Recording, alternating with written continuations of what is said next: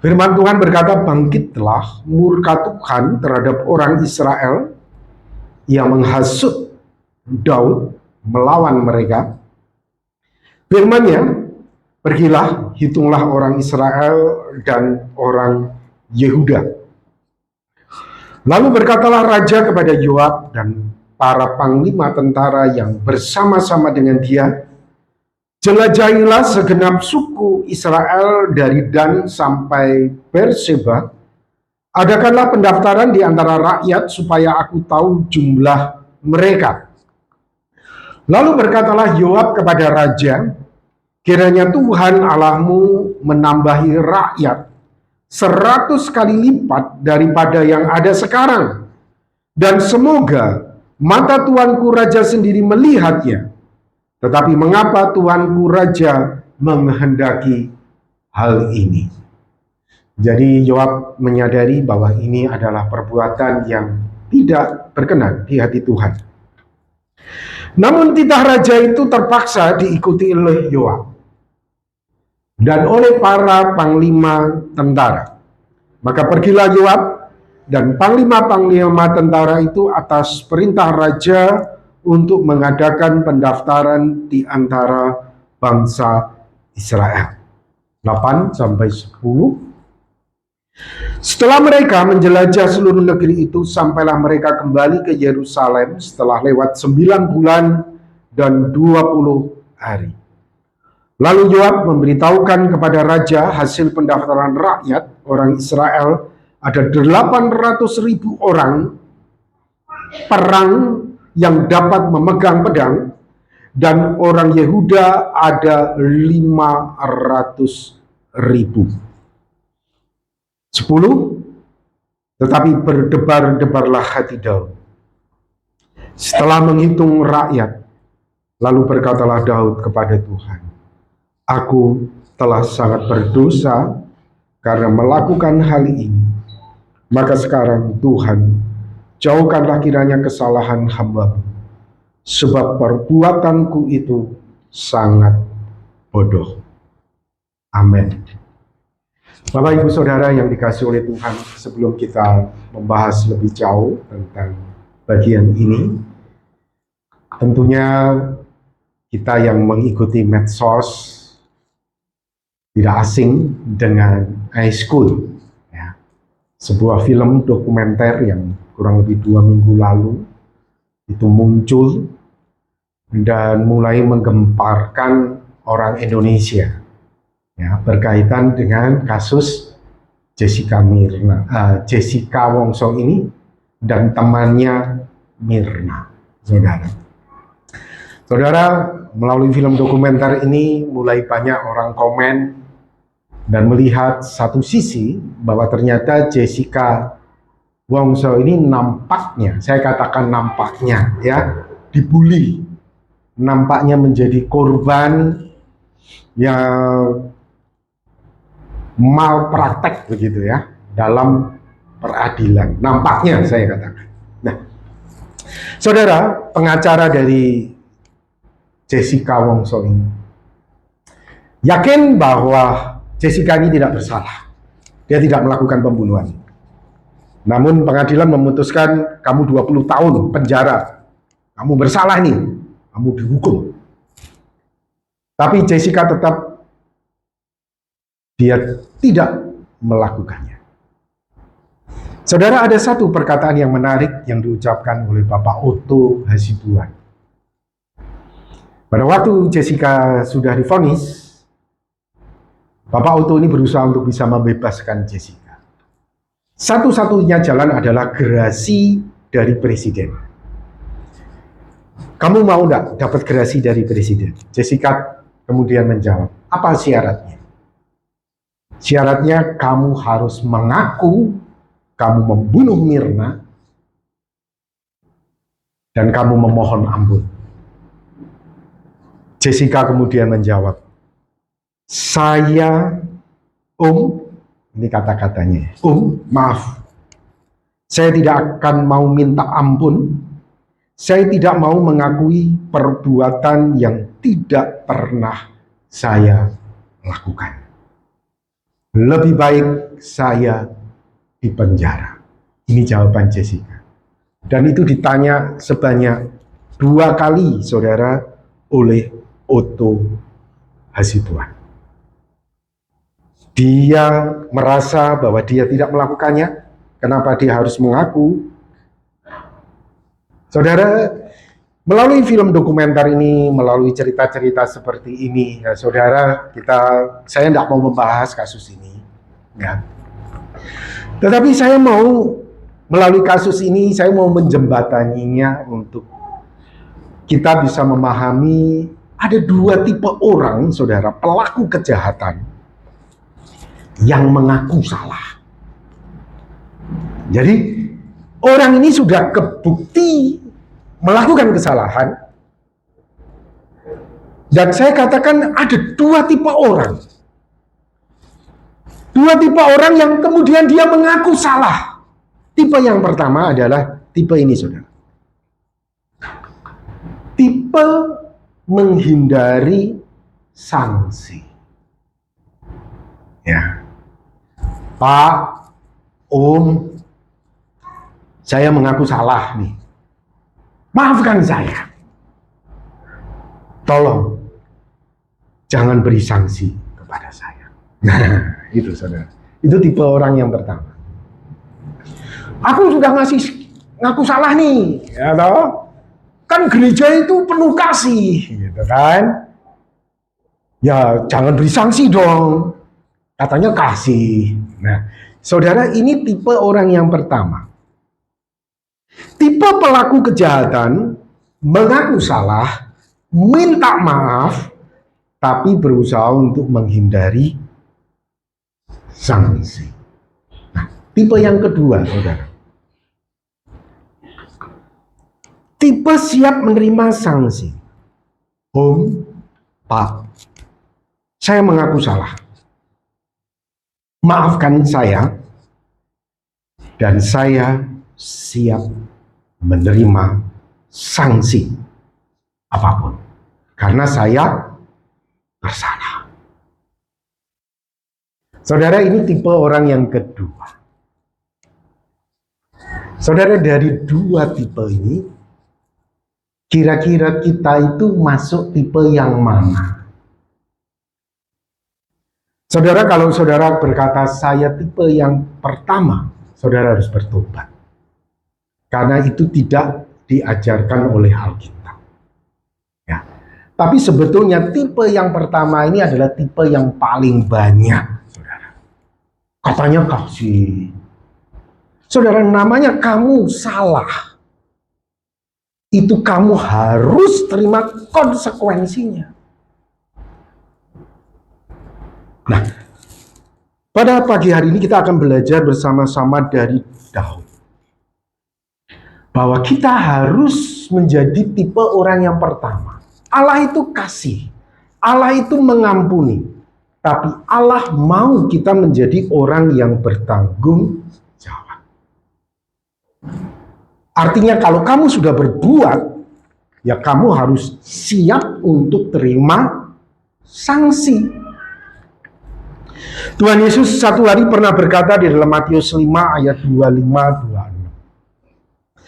Segeralah berdamai dengan lawanmu selama engkau bersama-sama dengan dia di tengah jalan, supaya lawanmu itu jangan menyerahkan engkau kepada hakim, dan hakim itu menyerahkan engkau kepada pembantunya, dan engkau dilemparkan ke dalam penjara.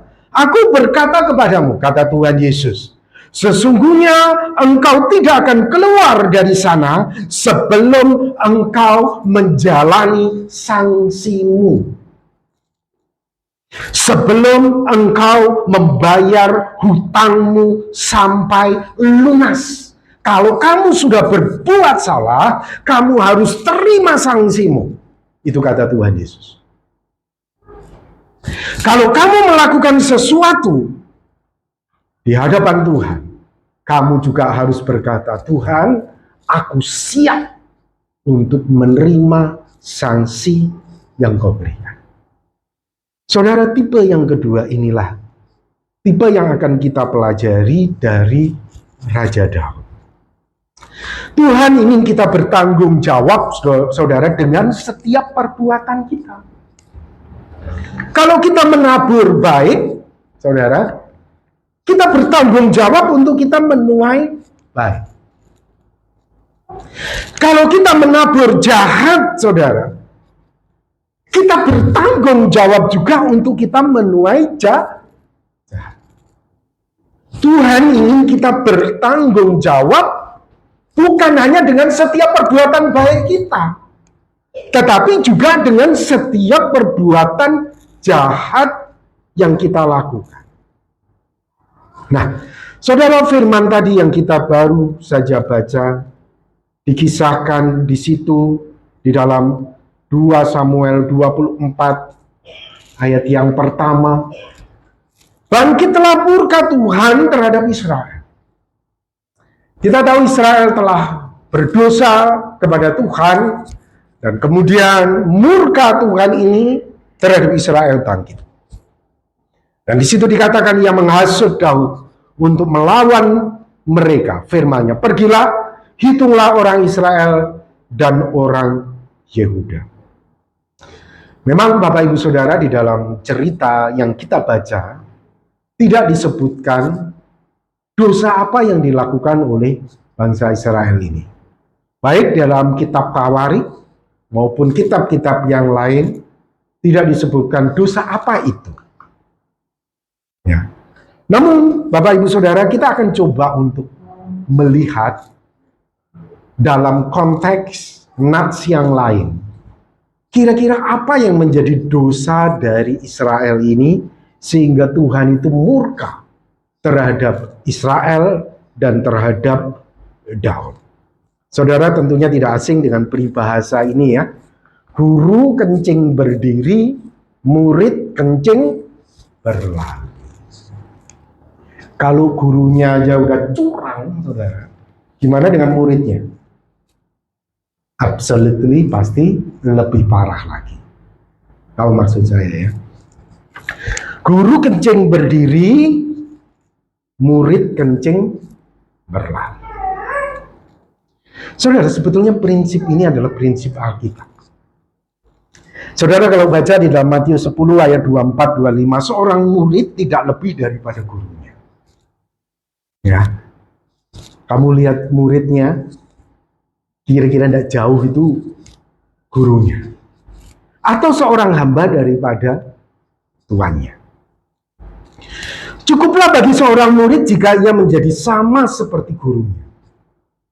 Ya. Dan bagi seorang hamba jika ia menjadi sama seperti tuannya. Dan kemudian Tuhan Yesus berkata, jika tuan rumah, jika gurunya aja disebut Beelzebul, apalagi seisi rumahnya. Ya, jadi saudara, dari nats Alkitab ini kita coba untuk melihat, kita coba untuk mengenali dosa Israel melalui pemimpinnya, saudara, yaitu Raja Daud. Ya, di dalam hal ini apa yang dilakukan oleh Raja Daud? Dosa apa itu? Dia tadi memerintahkan Yoab dan para panglimanya untuk pergi menjelajah seluruh Israel, saudara, menghitung pasukannya yang hebat, pasukannya yang kuat. Jadi dari sini kita bisa melihat dosa dari Daud itu mengandalkan kekuatannya sendiri. Dengan lain kata, menjadi arogan, menjadi sombong, mulai meninggalkan Tuhan dan mengandalkan kekuatan manusia. Yeremia 17 ayat 5, terkutuklah orang yang mengandalkan manusia, yang mengandalkan kekuatannya sendiri, dan yang hatinya menjauh daripada Tuhan. Kalau pemimpinnya aja, saudara, dia mengandalkan kekuatannya sendiri, berdasarkan prinsip yang disampaikan oleh Tuhan Yesus lagi, tentunya murid-muridnya tidaklah jauh dari gurunya. Mungkin di dalam keseluruhan kehidupan mereka, ketika mereka menjalani hidup mereka, mereka lebih mengandalkan kekuatan mereka daripada Tuhan. Mereka menjadi arogan, mereka menjadi sombong, mereka tidak lagi ingat kepada Tuhan. Dan itulah yang terjadi, saya kira, dengan Daud. Dosa kesombongan itu adalah dosa yang paling mendapat urutan pertama, saudara, disebut di dalam kitab Amsal. 6 perkara ini dibenci oleh Tuhan, 7 perkara ini menjadi kekejian hatinya. Urutan pertama itu arogan, urutan pertama itu mata sombong, saudara. Dosa ini. Jadi kita bisa lihat ya Bapak Ibu Saudara, sebetulnya dosa Daud, dosa Israel itu sama. Ya. Dan kemudian Daud menyadari, aku ini berdosa kepada Tuhan. Aku ini sombong, aku ini arogan. Aku ini mengandalkan kekuatanku sendiri. Saudara, Tuhan memakai Nabi Gad untuk menegur Daud ini. Lalu kita baca di dalam 2 Samuel 24 ayat 13. Datanglah Gad kepada Daud, memberitahukan kepadanya dengan berkata, akan datang menimpa engkau 3 tahun kelaparan di negerimu, ataukah maukah engkau melarikan diri 3 bulan lamanya dari lawanmu, sedangkan mereka itu mengejar engkau, atau akan adakah 3 hari penyakit sampar di negerimu? Maka sekarang pikirkanlah dan timbangkanlah. Jawablah apa yang harus kusampaikan kepada yang mengutus aku. Jadi Bapak Ibu Saudara, Daud diperhadapkan sekarang kepada sanksi karena dosanya, dan itu juga adalah dosa Israel. Sanksi yang pertama adalah 3 tahun kelaparan. Sanksi yang kedua disuruh milih, saudara. 3 bulan Daud akan dikejar oleh musuh. Sanksi yang ketiga adalah 3 hari penyakit sampar. Saudara, kalau jadi Daud mau pilih yang mana? 3 tahun kelaparan, 3 bulan dikejar musuh, 3 hari saudara penyakit sampar. Saudara pilih yang mana? Ya saya tahulah saudara tidak bisa jawab, karena saya juga pasti akan jawab yang paling kecil, ya kan? Saudara 3 hari. Dan betul saudara, Daud menerima sanksi itu. Daud berkata, sangat susah hatiku. Biarlah kiranya kita jatuh ke dalam tangan Tuhan. Sebab besar kasih sayangnya, tetapi janganlah aku jatuh ke dalam tangan manusia.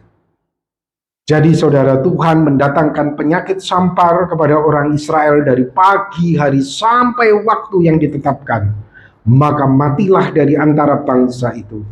Dan sampai Berseba 70.000 orang.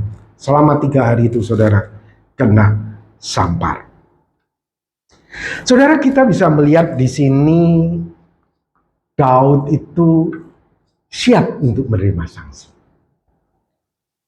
Daud bukan tipe, oh Tuhan katanya kamu kan penuh kasih, ya, kamu kan mengampuni. Saudara, tidak ada, itu bukan prinsip Alkitab, saudara. Prinsip Alkitab itu adalah tanggung jawab. Tuhan itu penuh kasih, betul. Tapi Tuhan itu menuntut dari kita itu tanggung jawab. Dan menariknya, Daud tidak berusaha untuk menghindari sanksi, tapi dia berterima sanksi itu walaupun sangat susah hati. Saudara, namanya orang dihukum kena sanksi itu tidak ada ceritanya happy-happy, itu tidak ada, saudara. Namanya sanksi itu susah hati, tapi Daud ini siap untuk terima. Dalam kasus yang lain, Daud pernah berkata seperti ini. Tetapi jika ia berfirman begini, aku tidak berkenan kepadamu, artinya kepada Daud, maka aku Daud bersedia. Biarlah dilakukannya kepadaku apa yang baik di matanya. Aku ini salah, Tuhan itu tidak berkenan. Tuhan mau lakukan apa kepadaku, silahkan. Aku ini udah salah. Aku siap untuk terima sanksi. Saudara, menariknya adalah sikap Daud ini sangat berbeda sekali dengan sikap Saul. Saul kedapatan berdosa, saudara. Saul kedapatan salah. Kemudian Saul berkata kepada Samuel, aku ini salah, ampuni aku. Tapi bahasanya seperti ini, saudara. Coba perhatikan di dalam 1 Samuel 15 ayat 24. Berkatalah Saul kepada Samuel, aku telah berdosa, aku ini salah. Aku ini bertobat loh. Sebab itu telah kulangkai titah Tuhan dan perkataan. Tetapi aku takut kepada rakyat. Karena itu aku mengabulkan permintaan mereka. Saudara, selalu ada defensif, pembelaan diri. Pembelaan diri itu tujuannya untuk apa, saudara? Tujuannya adalah untuk menghindari sanksi. Sekarang pada kasus yang lain, saudara. Ayat 30. Tetapi kata Saul, aku telah berdosa. Aku ini salah, aku berdosa, aku tahu, aku mau bertobat. Tetapi, nah selalu kata tetapi, saudara. Tunjukkanlah juga hormatmu kepadaku sekarang di depan para tua-tua bangsaku dan di depan orang Israel. Kembalilah bersama-sama dengan aku, maka aku akan sujud menyembah kepada Tuhan Allah. Saudara, beda kan dengan Daud? Saul ini mengaku, aku ini salah, aku ini berdosa. Tapi untuk sanksi ya jangan dong. Saudara, ini beda sekali. Saudara, kita belajar dari Daud. Bagaimana kita memiliki integritas yang Tuhan inginkan. Setelah itu, saudara, wabah itu terjadi secara luar biasa. Tuhan kemudian memerintahkan Daud untuk memberikan korban bakaran di tanah daerah Yebus, yang sekarang itu kita kenal dengan Yerusalem. Di situ 2 Samuel 24 ayat 18 sampai 20. Pada hari itu datanglah Gad kepada Daud dan berkata kepada, pergilah, dirikanlah mezbah bagi Tuhan di tempat pingirikan Arauna orang Yebus. Lalu pergilah Daud sesuai dengan perkataan Gad seperti yang diperintahkan Tuhan. Ketika Arauna menjenguk dan melihat raja dengan pegawai-pegawainya, mendapatkannya, pergilah Arauna keluar lalu sujud kepada raja dengan mukanya ke tanah.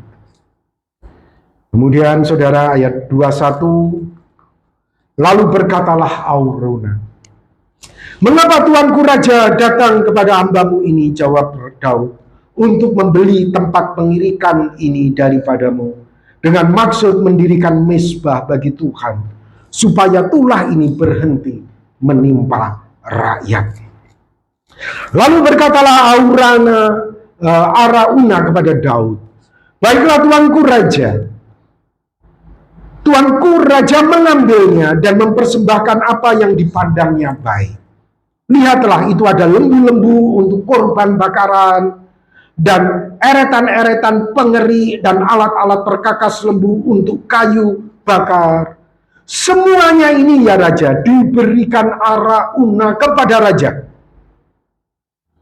Arauna berkata pula kepada raja, kiranya Tuhan Allahmu berkenan kepadamu. Jadi raja itu datang, saudara, mau beli tempatnya Arauna. Tapi Arauna bilang apa? Nggak usah beli. Lembu-lembu tempat ini semua itu jadi milik raja. Ini hak raja. Persembahkanlah di sini. Gratis. Mau persembahkan kepada Tuhan. Gratis. Kemudian ayat 24-25, saudara. Tetapi berkatalah raja kepada Arauna, bukan begitu, melainkan aku mau membelinya. Aku tidak mau gratis daripadamu. Aku mau membayar harganya. Sebab aku tidak mau mempersembahkan kepada Tuhan Allahku korban bakaran dengan tidak membayar apa-apa. Sesudah itu Daud membeli tempat pengirikan dan lembu-lembu itu dengan harga 50 sikal perak, yang saat ini kita kenal dengan Yerusalem, saudara. Lalu Daud mendirikan di sana mezbah bagi Tuhan dan mempersembahkan korban bakaran dan korban keselamatan. Maka Tuhan mengabulkan doa untuk negeri itu, dan tulah itu berhenti menimpa orang Israel. Saudara, menariknya adalah Daud ini siap untuk bayar harga. Dia sudah mau terima sanksi, aku ini salah. Setelah itu dia mau, aku mau bayar. Aku nggak mau gratisan.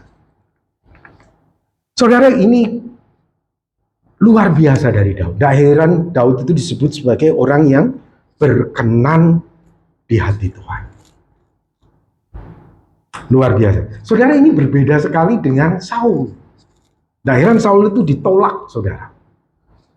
Tuhan memerintahkan Saul untuk menyerang bangsa Amalek, bangsa yang jahat. Semua harus dihabisin. Ternak-ternaknya semuanya harus dihabisin. Tapi apa yang dilakukan oleh Saul, saudara? Ketika dia melihat ternak-ternak dari Alamek ini, orang-orang Amalek ini, gemuk-gemuk, besar-besar, sehat-sehat, apa yang dilakukan oleh Saul? Sayang kan? Kan ini bisa dapat aku ini. Gratisan lagi aku dapat. Sayang kan ini? Itu yang dilakukan oleh Saul, saudara. Saudara bisa bacanya di dalam 1 Samuel 15 ayat 9 sampai 11. Sayang kan? Aku dapat gratisan ini. Tuhan bilang apa? Kamu harus persembahkan. Kamu harus bunuh semua ternak-ternaknya itu semua. Tidak boleh sisa. Saudara, itu beda sekali dengan Daud. Nah, dari sini kita bisa belajar, saudara, iman dan bayar harga. Kualitas iman Daud itu adalah siap untuk terima konsekuensi. Dia salah, aku siap untuk terima konsekuensi, dan aku siap untuk bayar harga. Kualitas iman Saul, saudara, dia mempersembahkan korban tidak kepada Tuhan? Mempersembahkan.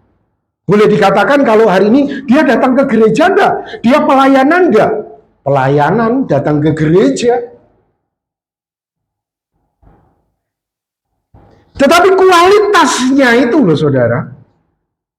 Kualitas Saul itu menolak konsekuensi. Ya Pak Robi, kalau bisa, aku kan Tuhan itu penuh kasih. Kalau bisa lepas dari konsekuensi ya syukur kan. Saudara, itu Tuhan, saudara. Saudara ingat ketika orang yang hutang 10.000 talenta pertama dilepaskan kan? Ketika dia tidak mau terima temannya, saudara, itu hak Tuhan untuk membebaskan memang. Tapi ketika dia tidak mau membebaskan temannya yang hutang cuma 10.000 dinar, 100 dinar, raja berkata apa? Bayar hutangmu sampai lunas. Itu tanggung jawabmu itu. Selesaiin konsekuensinya sampai lunas. Saudara, sanksi itu dibebaskan bukan karena kita, tapi Tuhan yang punya hak untuk membebaskan sanksi, bukan kita. Kalau kita itu harus siap untuk terima sanksi. Saudara, kualitas iman Saulnya adalah menolak konsekuensi dan tidak mau bayar harga. Saudara, Tuhan ingin kita memiliki kualitas iman seperti Daud. Tidak heran Daud itu disebut sebagai orang yang ada di hati Tuhan. Karena Daud itu beda banget dengan Saul. Aku salah, sanksi apapun ku jalani. Sebetulnya itulah yang Tuhan ingin kita lakukan. Saudara, Tuhan ingin sanksi yang kita tanggung, bisa kita tanggung, kita tanggung.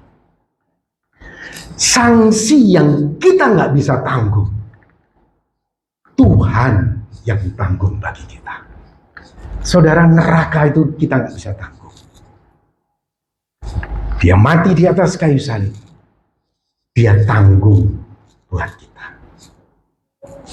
Selama kita hidup di dunia ini, yang kita bisa tanggung, kita tanggung.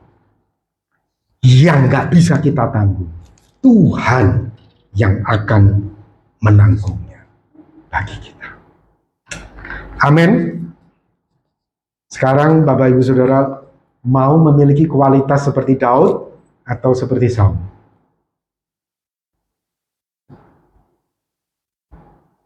Biarkanlah ini menjadi setiap pergumulan kita. Ya. Dan Tuhan tentunya ingin kita memiliki kualitas iman seperti Daud.